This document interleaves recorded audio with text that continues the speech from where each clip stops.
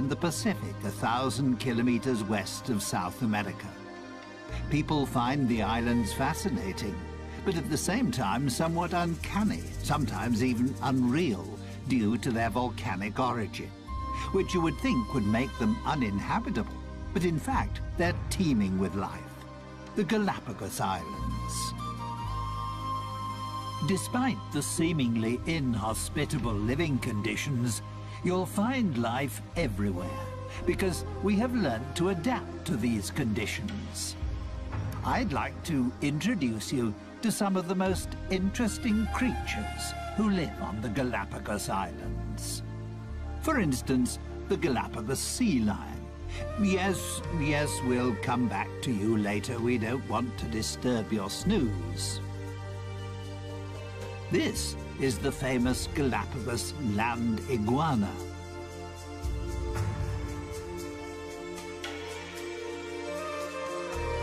And here, its even more special relation, the marine iguana.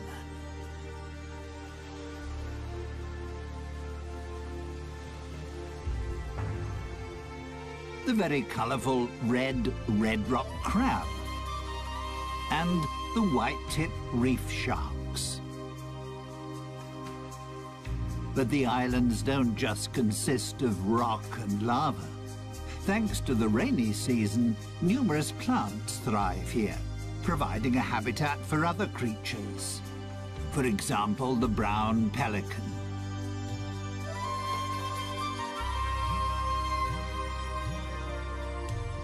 And even flamingos feel at home here.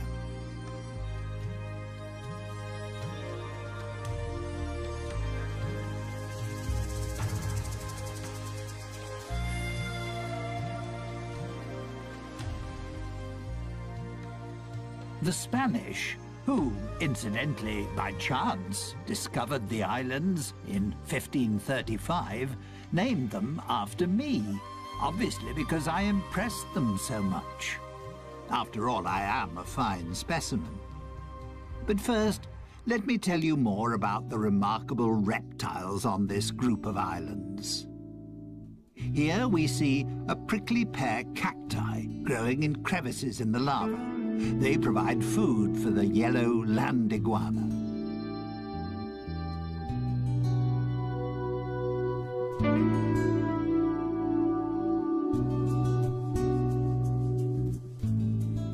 Its appearance is a little unusual, shall we say, due to the countless spiky crests on its head, which make it look rather like a geode turned inside out. The fact that the female land iguana uses the hot volcanic sand to hatch the clutch of 3 to 12 eggs she has laid is the reason why land iguanas are mainly found on Fernandina. It's the most westerly and youngest island of the archipelago. It lies directly above the volcanic hotspot, which was responsible for the creation of the group of islands.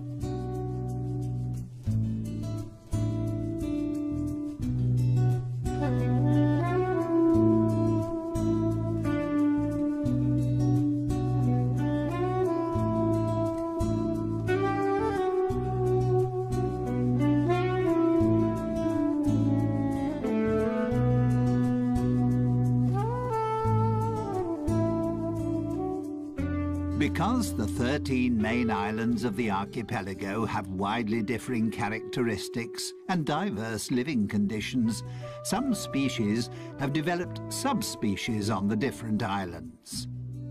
That's why, apart from the ordinary land iguana, you'll also find the Santa Fe iguana, which has an even stronger yellow coloring and a more spiky appearance.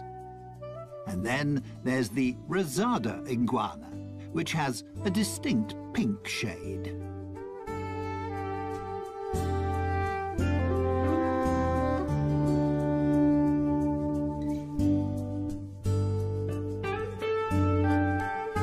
The male land iguana marks his territory by sitting on a rock in full view of everyone. That's his way of guarding the hole he has dug with his partner for her to lay her eggs.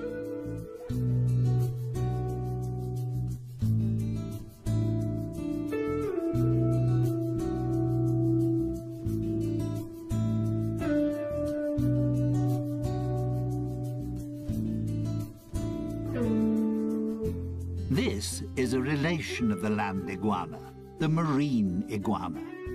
The marine iguana is only to be found on the Galapagos Islands and is the only extant marine iguana species. It prefers to live along the coastline because that's where it finds its food.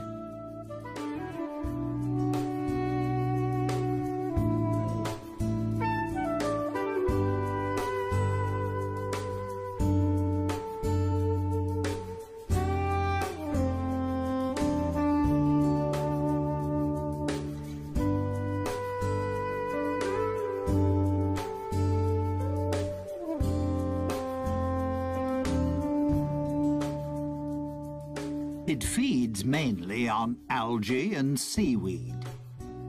The excess salt it takes in when feeding is excreted through special salt glands in its nostrils.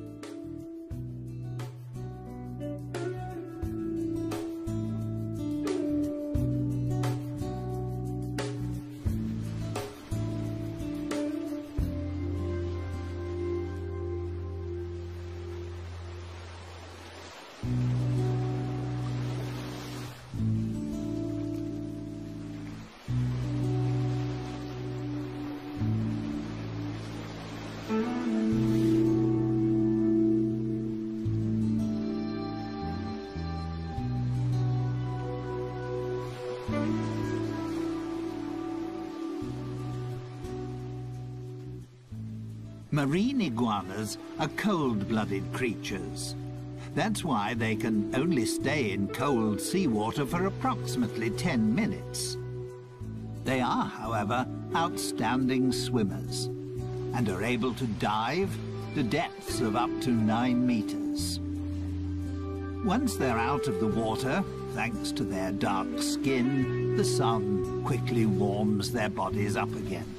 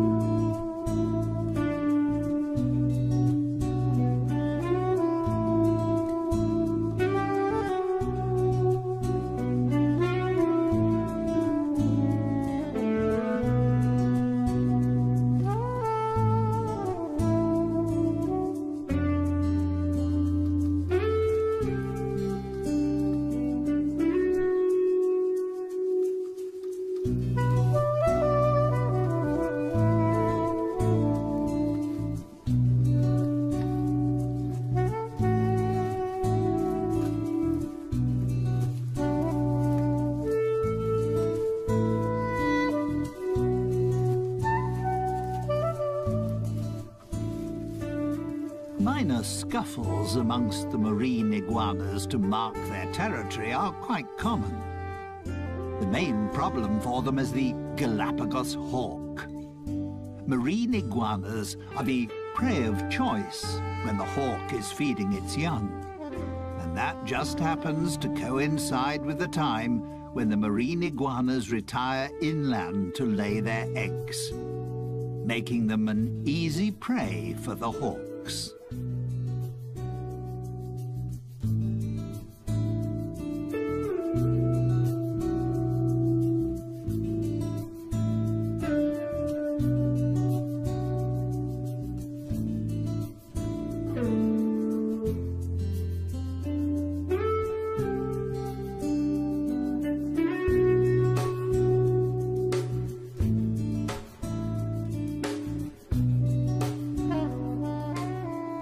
On the lava beach, the hawks have little chance of catching the iguanas, as they can easily camouflage themselves. Due to their grey skin and dragon-like appearance, they're hard to distinguish amongst the rocks.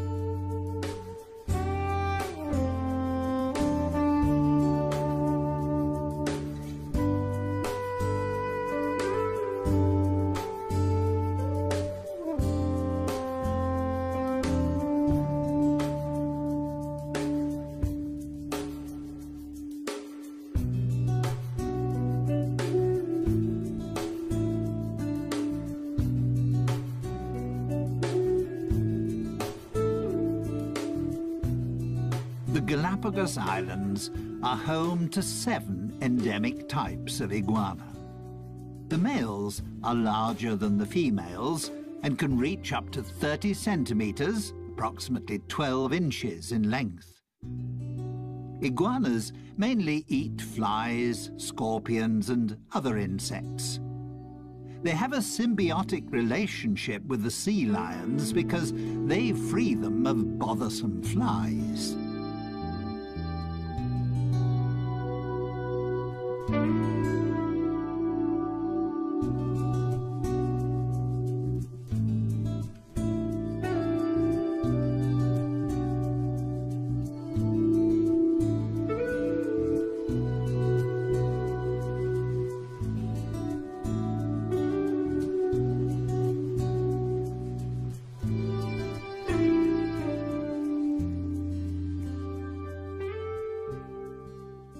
That was all quite impressive, wasn't it? But you can find even more colourful creatures on the Galapagos Islands. These rugged cliffs, for instance, are the habitat of the red rock crab. This agile and inquisitive crab prefers to be in the surf, but doesn't like splashing water.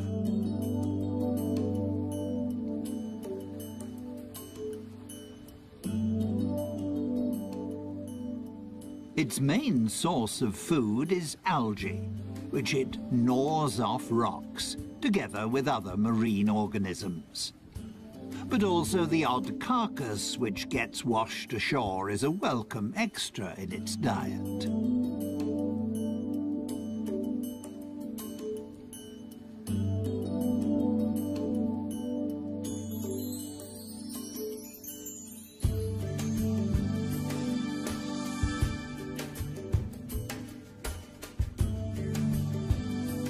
The red rock crab is extremely agile and can move in any direction extremely quickly, which means it can easily escape an attack by seabirds and conceal itself between the rocky crags.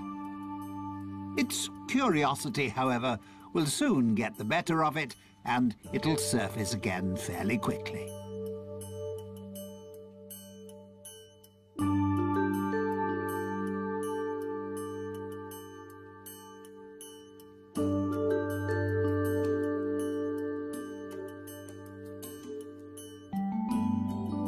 Young crabs have a black colouring, while more mature crabs have a brownish or reddish colouring.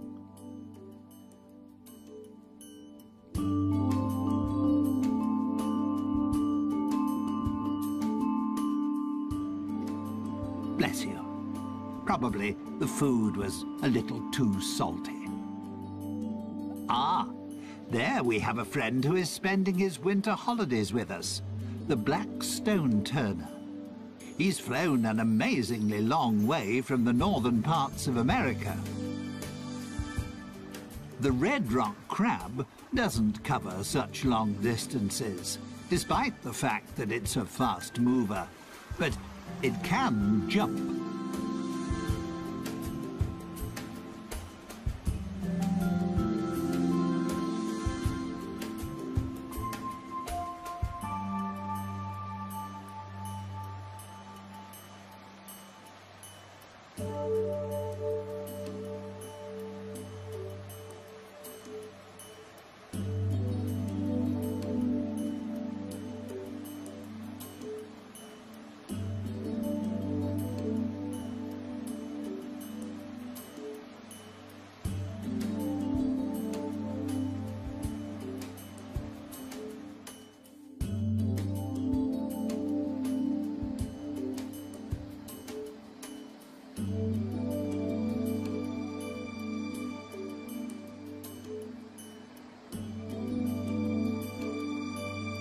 The name red rock crab doesn't mean that nature has decided that all the crabs must be this colour.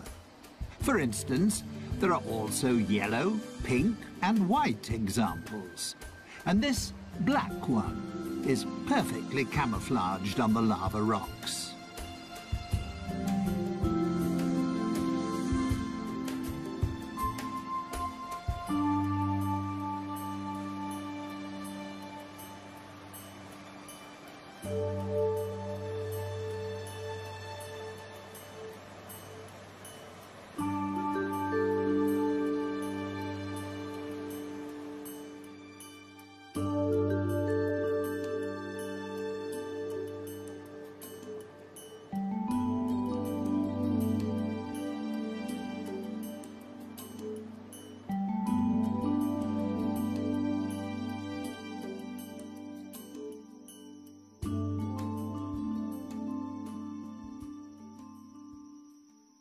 So not everything is grey and bleak on my group of islands. There's so much more. There's one sociable and playful species that adds a great deal to life on the islands, and I'd like to introduce them to you now.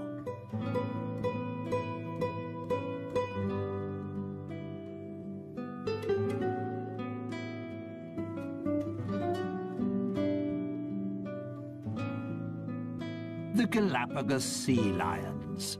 You'll find them on virtually all the islands of the archipelago, just like their smaller relations, the Galapagos fur seals. Although they enjoy spending most of their time in water, you can frequently find them on land. To protect themselves against too much sun, they seek out the shade in natural caves or under cliffs. They cool down in tidal pools or in the sea.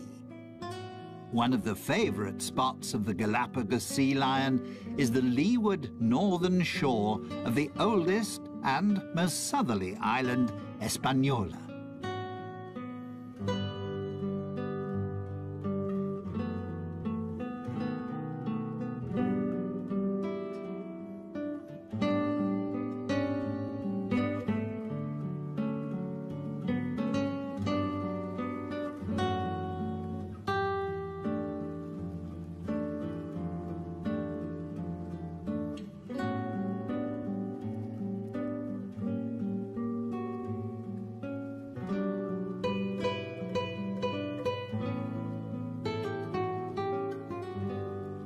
Here's a female with her pup. The relationship between the two is extremely close. Not surprising after a gestation period of 12 months.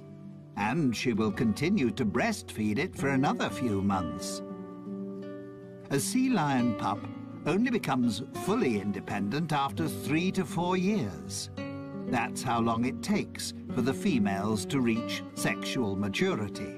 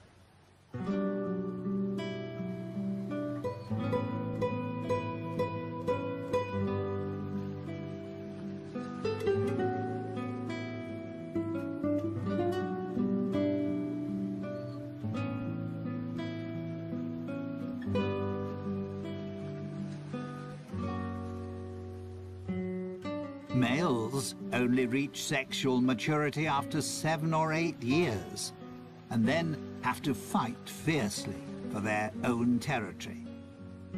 This also makes them more aggressive and short-tempered than the more playful females.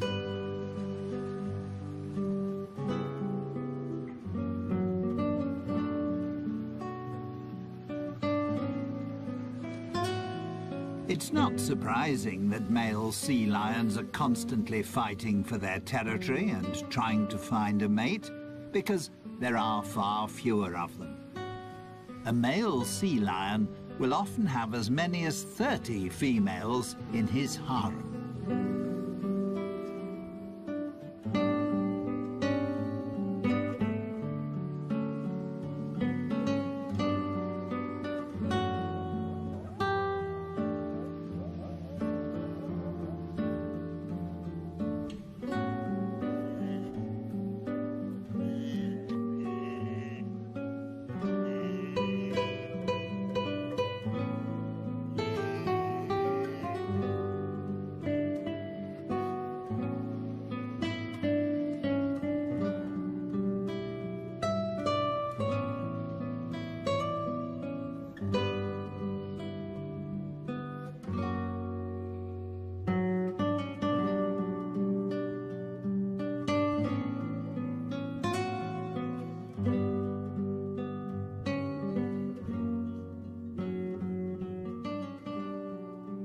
sea lions don't always have beautiful, dense, dark brown fur.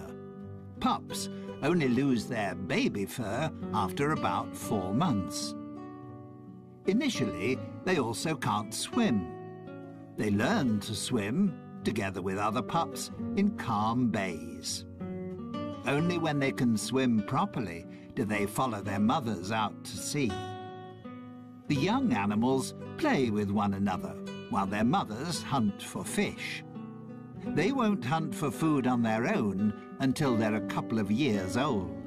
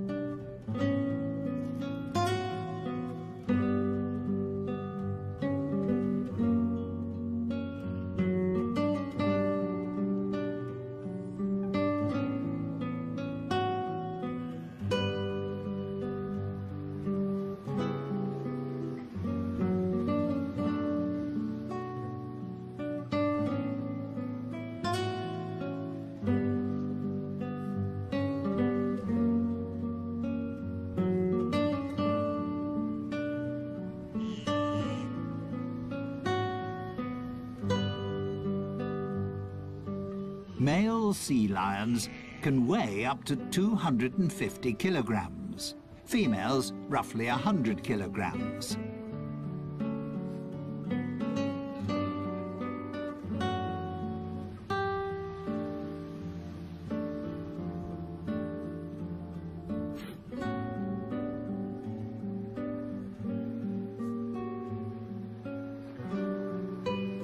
There are between 20 and 50,000 of them on the Galapagos Islands.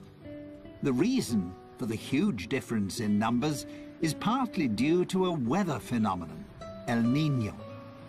It occurs in irregular cycles and in different degrees of severity. The results, however, can occasionally be disastrous.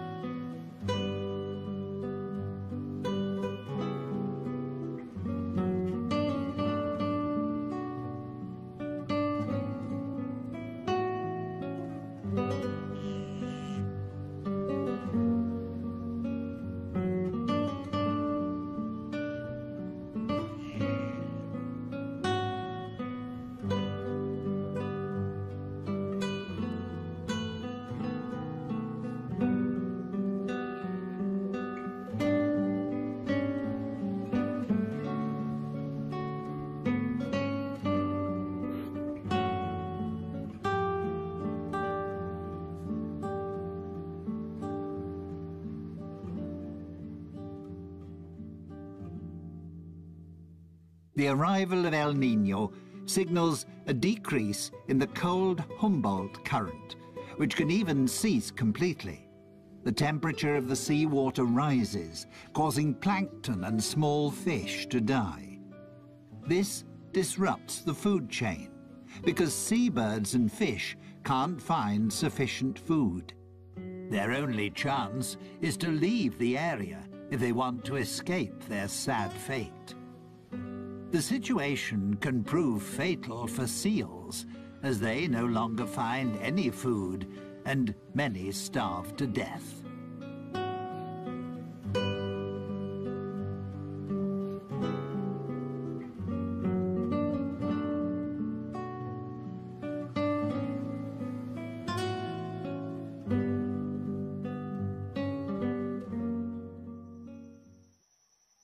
Before I introduce you to my family, and a couple of other Galapagos inhabitants, let me show you the islands in a little more detail. Life on the Galapagos Islands is not always easy. During the first half of the year, there are only 3 or 4 months at the most in which any rain falls, which is why there is a constant shortage of fresh water. The arid countryside often looks desolate. Lava rock, steppe and cacti dominate the scene.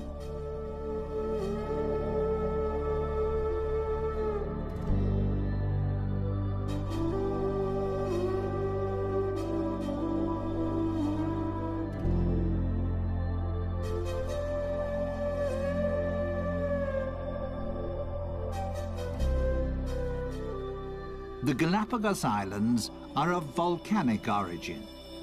They're the tips of a huge range of volcanoes, a hotspot which is still active. 6 volcanoes erupt on a regular basis. The archipelago is the region with the world's greatest volcanic activity.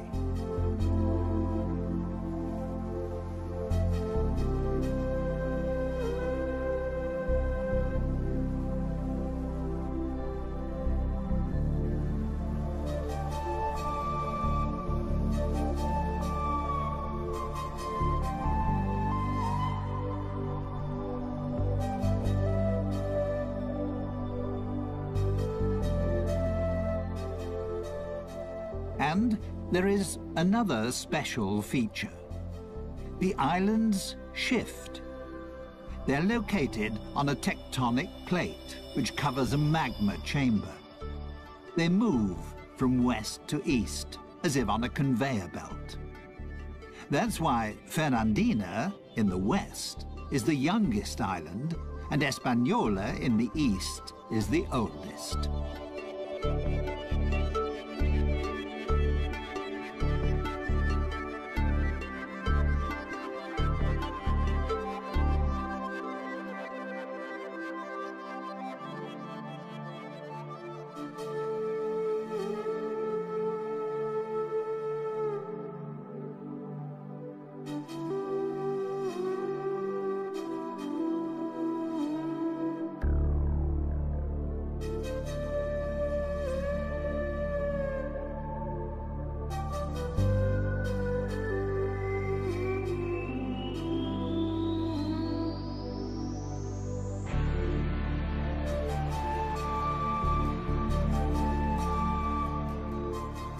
Once the rainy season starts, the islands burst into life. Most of the flowers are a shade of yellow, because there is only one type of bee on the islands, which is responsible for pollination, the Galapagos wood bee. Most likely, the flowers have adapted themselves to its preferred color.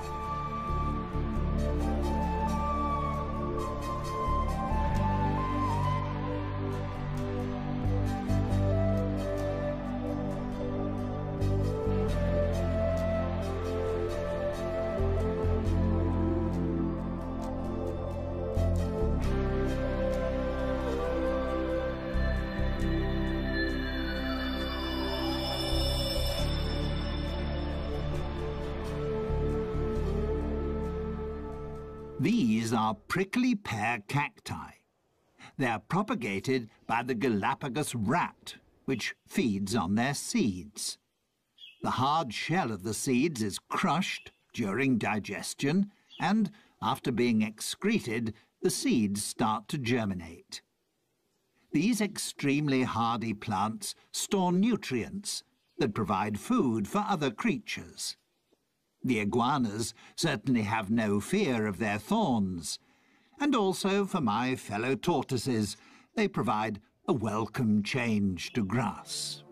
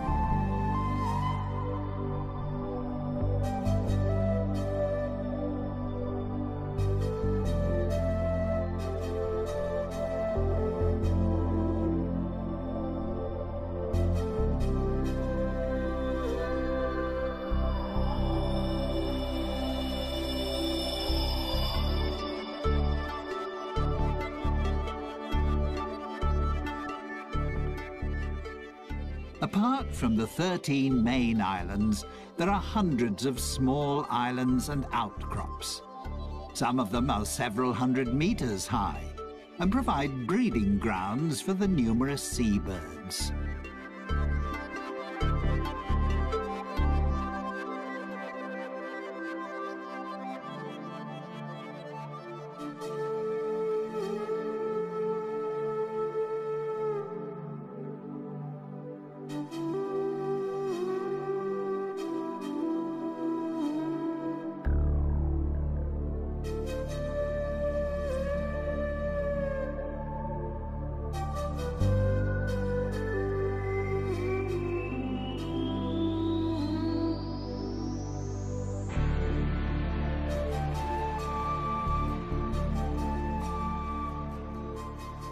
The Galapagos Islands were made famous by Charles Darwin, who discovered certain aspects of life here that formed the basis for what was to become his theory of evolution. During his worldwide voyage, he visited 4 of the islands in 1835. He was fascinated by the diversity of life on the seemingly uninhabitable islands. He also found that there were tortoises on the island which had slight variations in the shape of their shells. He noted, too, that there were various types of mockingbirds on the different islands. The term adaptive radiation goes back to Darwin. It means that a species, which in itself is not highly specialized, can, by adapting itself to the ecological conditions around it, become a highly specialized species. That also involves using diverse, previously unused ecological niches. Or, to put it another way, my fellow species, and many other creatures, have adapted to the special conditions pertaining on the island on which they found themselves, and in the process, mutated into a new species.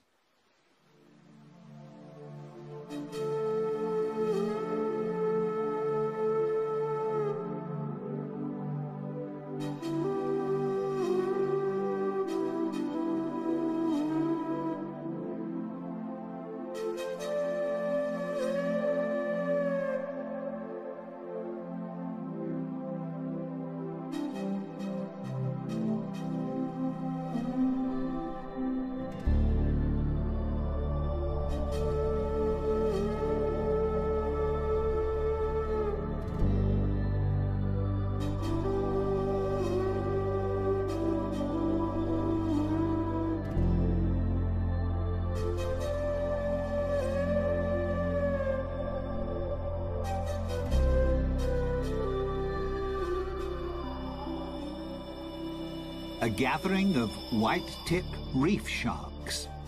They can be recognized easily by their white-tipped dorsal fin and tail.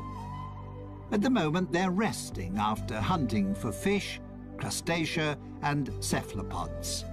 Come nighttime, they'll become active again.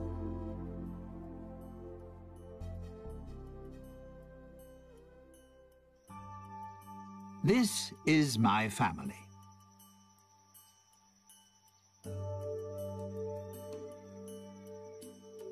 We giant tortoises are the largest of our fellow species living in the world today. We can weigh up to 300 kilograms and live for up to 150 years.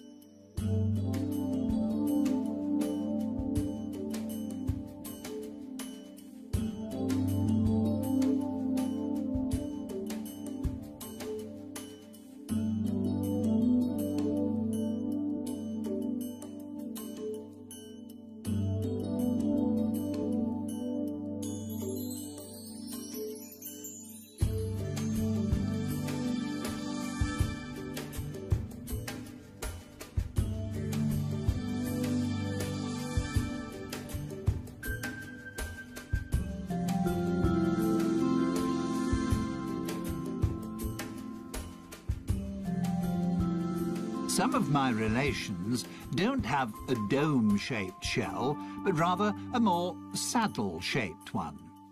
The front end is bowed upwards. That's particularly useful when you need to raise your head up to reach taller plants. Most of my relations on the eastern islands have saddle-shaped shells because the plants there grow considerably higher.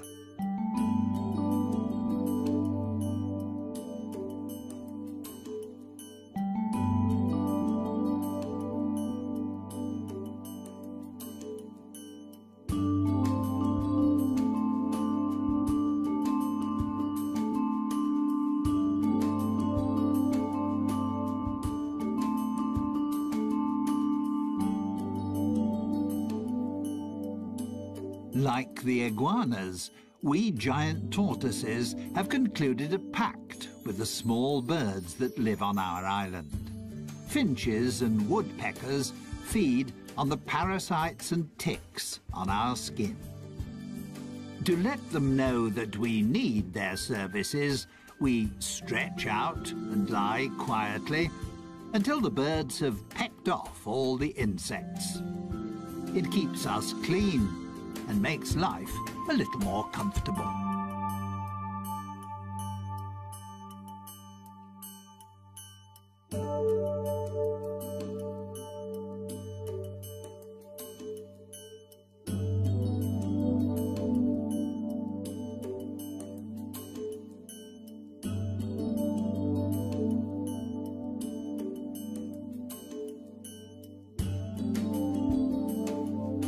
Our diet consists of grass, herbs, climbing plants, and berries. If our shells allow it, and we can stretch far enough, we also enjoy the juicy fruit of the prickly pear cacti.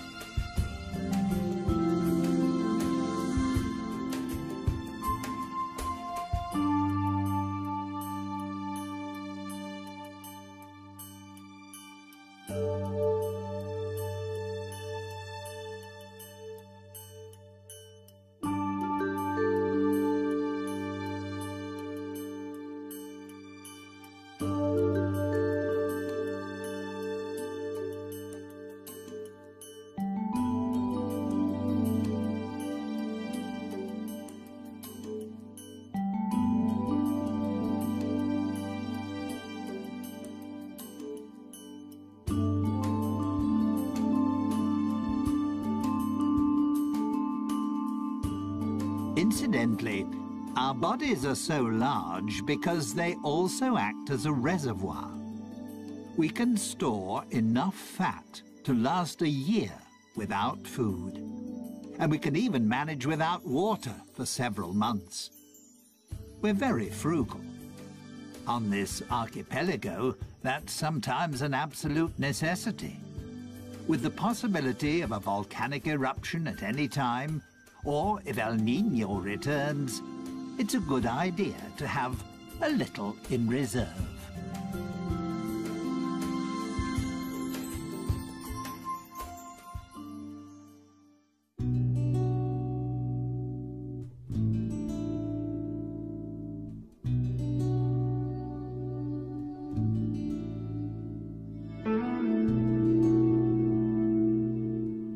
Well, that was my family. They're nice, aren't they? Finally, I'd like to introduce you to some feathered inhabitants of the islands. They're as colourful as they are talkative.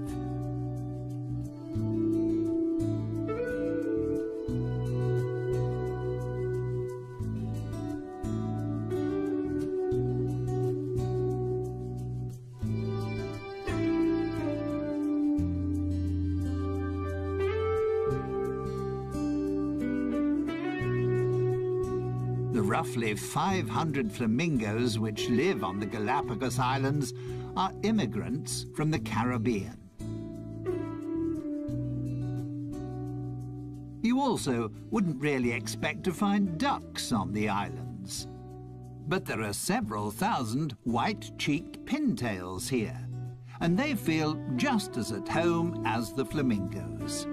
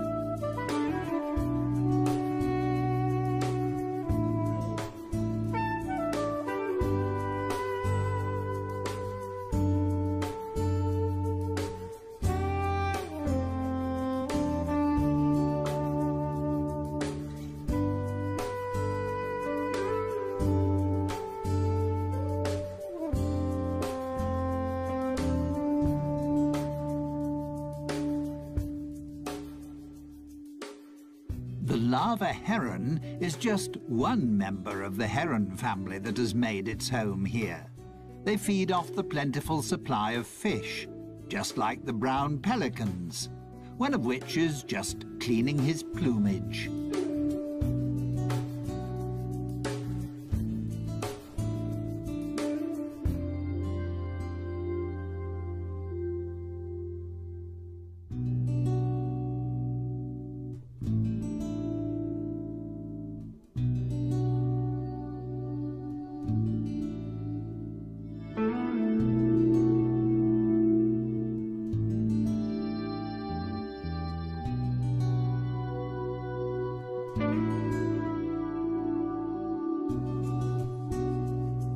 The Galapagos albatross is the largest bird on the islands, with a wingspan of 2 meters.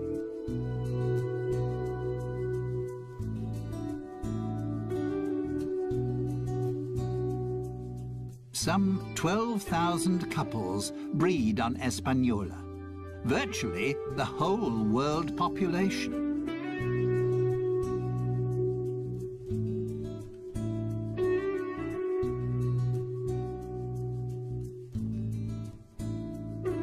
Here we have the pirates amongst the birds, a female frigate bird. Frigate birds attack other birds and try to snatch away their food. The male frigate birds are famous for their mating habits.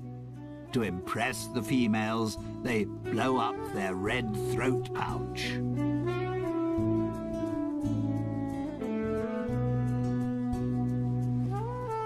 Someone else who appreciates the cold waters of the Humboldt and Cromwell currents is the Galapagos penguin. Due to various environmental influences, such as El Niño, as well as numerous natural enemies like the sea lions and Galapagos hawk. They are now an endangered species.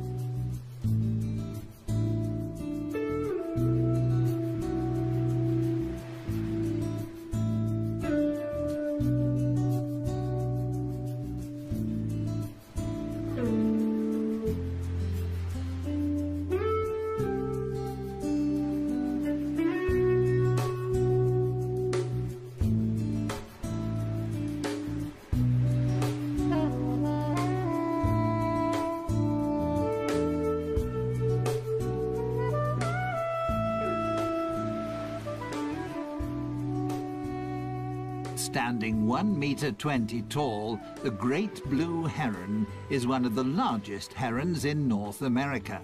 However, it's just as much at home in Central America as it is here.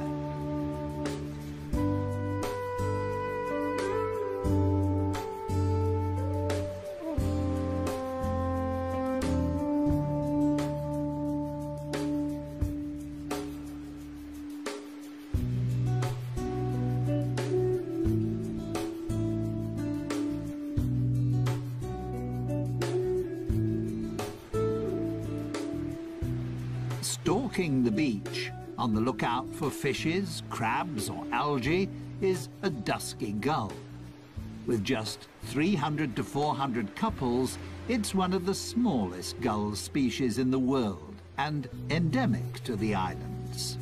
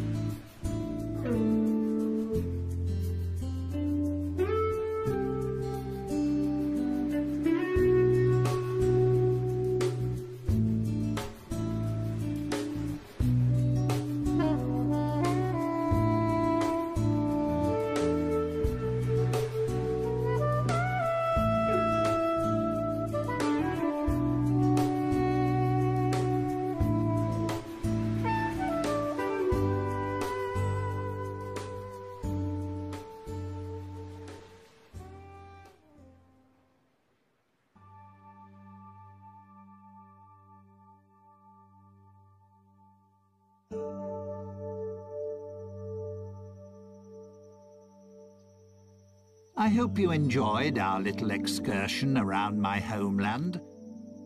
Time for me to be getting back to my family. And time to thank you for your visit and to say goodbye.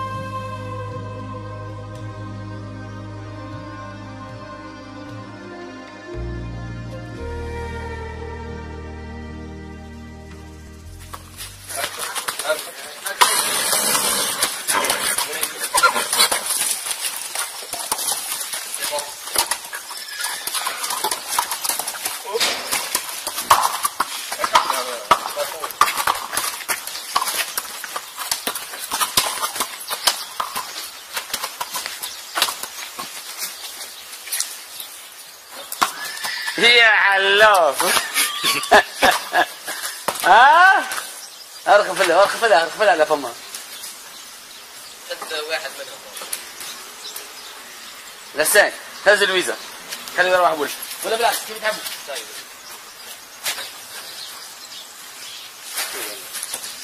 تو يحب شو يحلو هذا البوكس واحد هاكر غني في البوكس. امشي البوكس يجري غسان. البوكس اللي فيه يحط فيه يجري غسان شوي. هي يا علاف.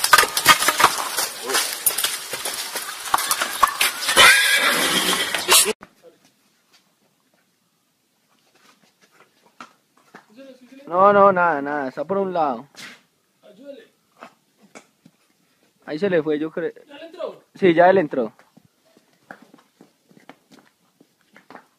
¿Ya le entró todo? ¿Cómo es la cola? Eso. La cola. Está bien un burro culiando,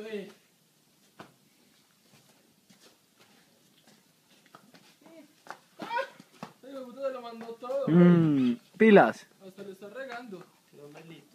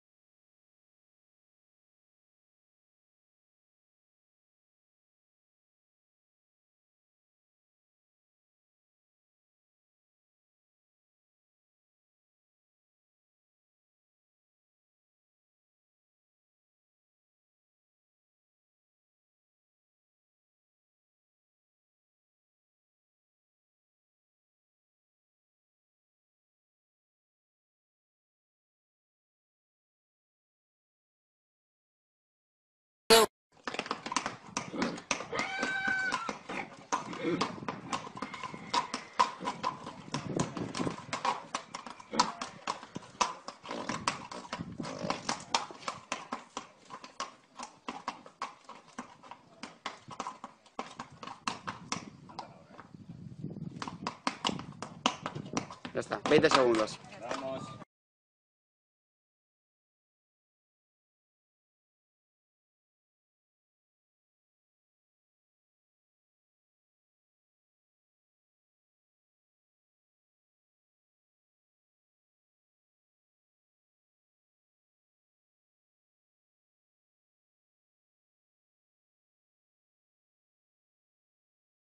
Allá. Doucement.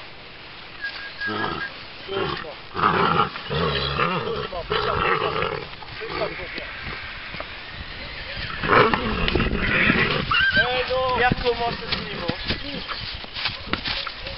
déjà gros. Vas-y.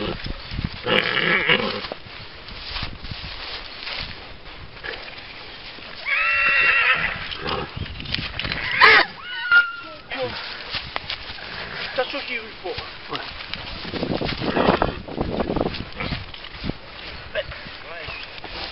Oh, bouge pas toi.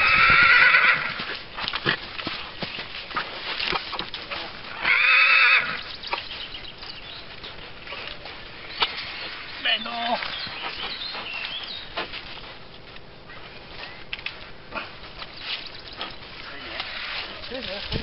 Oh là.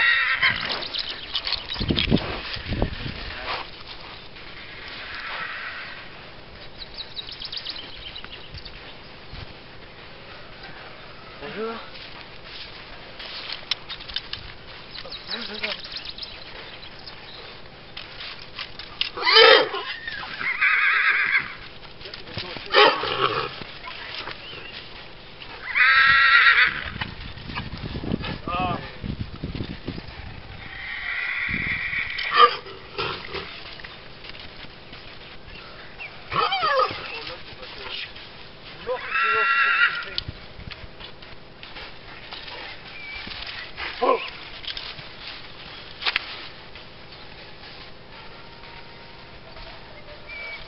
L'autre jour j'étais tout seul, Ouais. il a pris tout seul. Il recommence à se lever, on va devoir prendre une porte qui carte de pierre.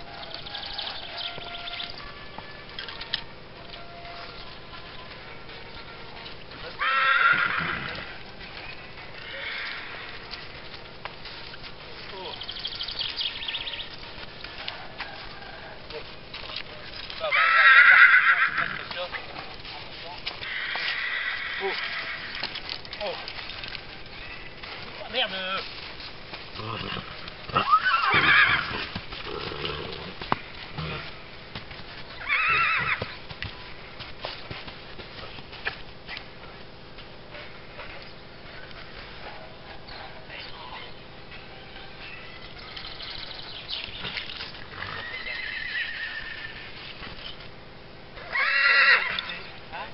Ça, les jeunes idées. T'as vu, il a vu. Va t'énerver.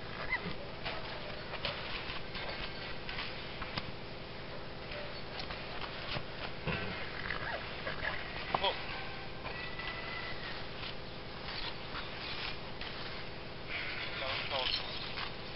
Tête de con, hey, du calme. Viens ici. Tu vas t'en pécho, hein. Je te peux être.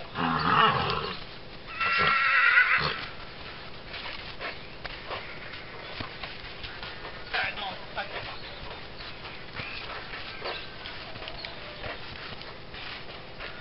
Allez, tire. Oh, oh. On va.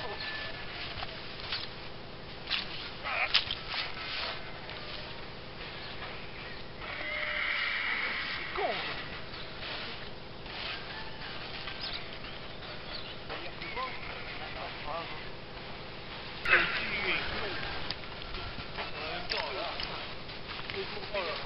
C'est de monter n'importe comment. Pas sûr qu'on vous fait compter. Il y a derrière, tout des gens qui sautent.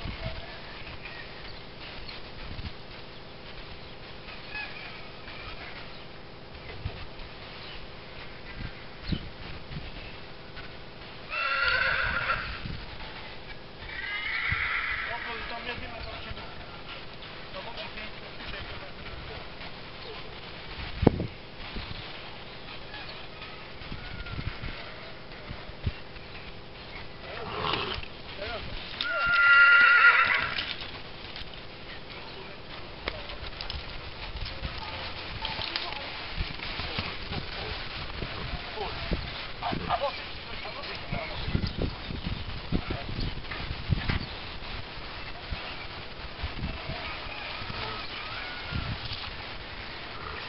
J'ai des ballons,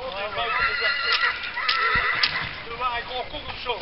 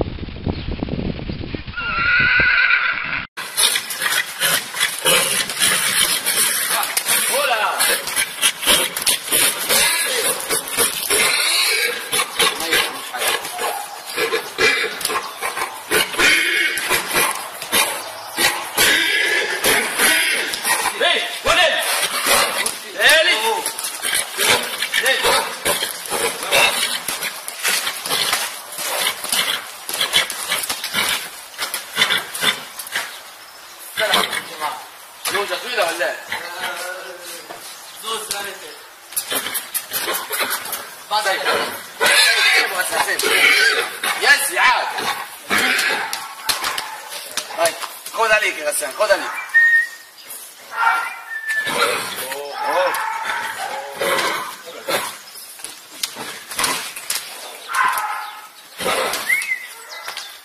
يزي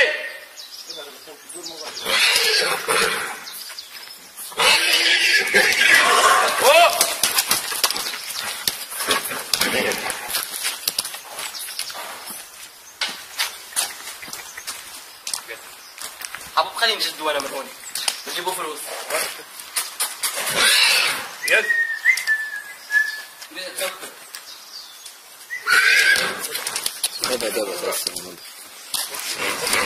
وقتين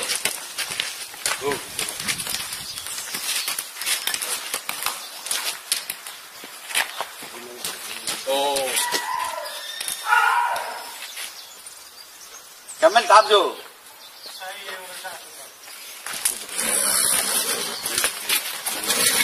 بدي قلت لك اوه اوه اوه اوه اوه اوه اوه لا اوه اوه اوه يا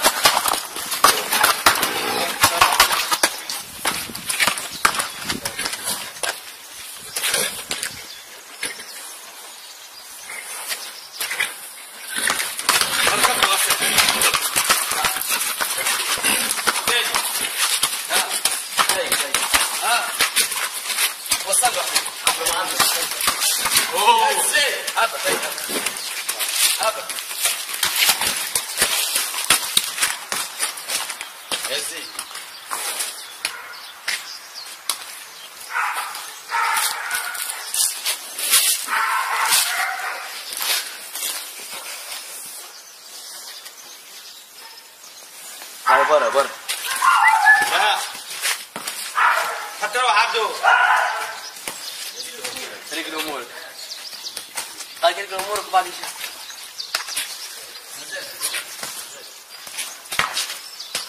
اوه ابد على الشجره ابد على الشجره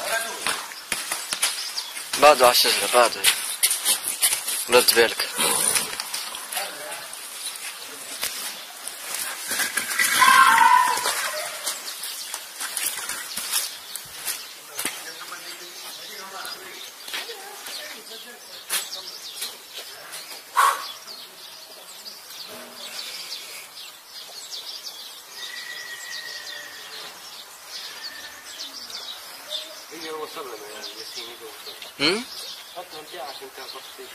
لا حق يضل يكتب بالرسم ما تمشي انت.